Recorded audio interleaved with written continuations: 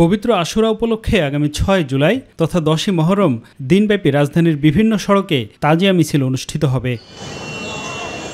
আশুরার প্রস্তুতি উপলক্ষে লালবাগের ঐতিহাসিক হোসেনি দালান ইমামবাড়া পরিদর্শন করেন ডিএমপির ভারপ্রাপ্ত কমিশনার মোহাম্মদ সারোয়ার। এ সময় তিনি বলেন, আশুরার দিনে রাজধানীতে কোনো ধরনের নিরাপত্তা ঝুঁকি নেই।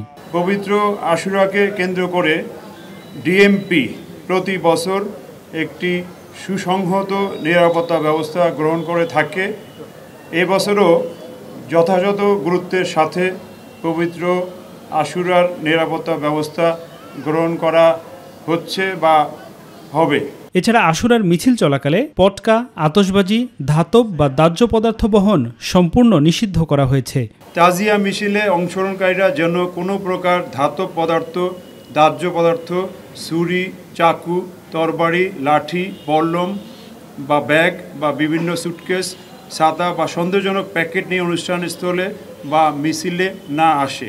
আশুরা উপলক্ষে শহরের বিভিন্ন পয়েন্টে অতিরিক্ত পুলিশ মোতায়েন থাকবে এবং গোয়েন্দা নজরদারি অব্যাহত থাকবে বলে জানিয়েছে ডিএমপি। আমরা এখন পর্যন্ত আশঙ্কা পাইনি, তবে আমাদের পর্যাপ্ত নিরাপত্তা ব্যবস্থা আছে। আফজাল হোসেন, মাই টিভি, ঢাকা। সাল্লামের যে মিলন হলো যেটা